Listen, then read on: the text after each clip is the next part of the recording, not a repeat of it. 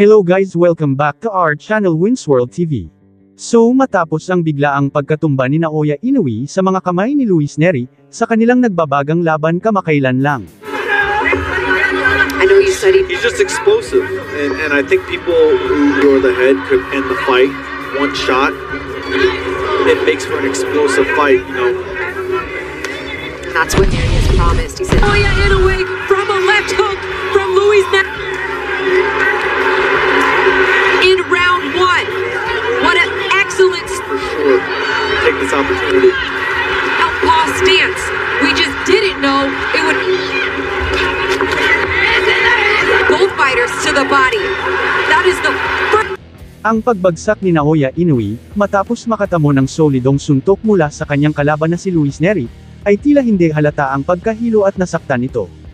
Ayon kasi sa mga kumakalat na balita na si Naoya Inoue ay dinala sa hospital pagkatapos ng kanyang laban kontra sa former two-weight world champion na si Luis Nery. Pang-ilang ulit daw umano nahilo itong multiple world champion in 4 weight classes na si Naoya Inoue, aka the Japanese Monster. Si Naoya Inoue daw ay tila namumutla at mukhang halata sa kanyang mga mukha na nahihilo ito dahilan sa pagsandal ng ulo niya sa kanyang ama. At doon na halata ng Team Inoue na tila wala nga daw ito sa tamang balanse sa kanyang pagtayo.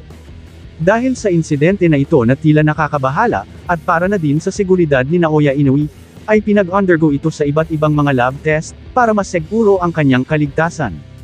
Dahil isang napakadelikadong mahilo sa isang boksingero, lalong-lalo nakakatapos pa lang ng kanyang laban at napuruhan pa ito ng napakalakas at solidong suntok sa mga kamay ng kanyang kalaban. Meron kasing kumakalat na balita na pang ilang beses daw ito nahilo, pagkatapos ng laban niya kontra Luis Nery. Mula ulo hanggang paa ang mukhang napinsala, kay Naoya Inoue aka the Japanese Monster sa mga solidong patamang suntok ni Luis Nery. Dahil dito, sumailalim si Naoya Inoue sa iba't ibang mga pagsusuri para talagang mas seguro ang kanyang kaligtasan. Dahil hindi natin alam sa kanyang pagkahilo ay baka may namuong dugo sa kanyang utak. Dahil sa oras kasi na hindi ito maagapan ang pamumuo ng dugo sa kanyang utak, ay haantong ito sa pagkakumatos at pagkamatay kapag ito ay hindi nalunasan.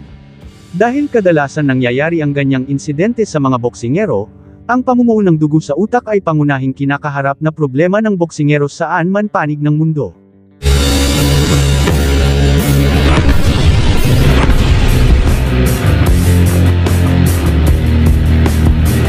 Dagdag pa sa ating mga balita, pinasuri na din si Takuma Inoue kapatid ni Naoya Inoue sa iba't ibang mga lab test para na rin matiyak ang kanyang seguridad. Nakatikim parihas ng knockout punch ang magkapatid na si Naoya Inoue at Takuma Inoue, sa kani-kanilang laban kamakailan lang, ngunit hindi yun dahilan para sila ay sumuko, dahil sa huli ay sila pa rin ang tinanghal na panalo. nearly a 4-inch reach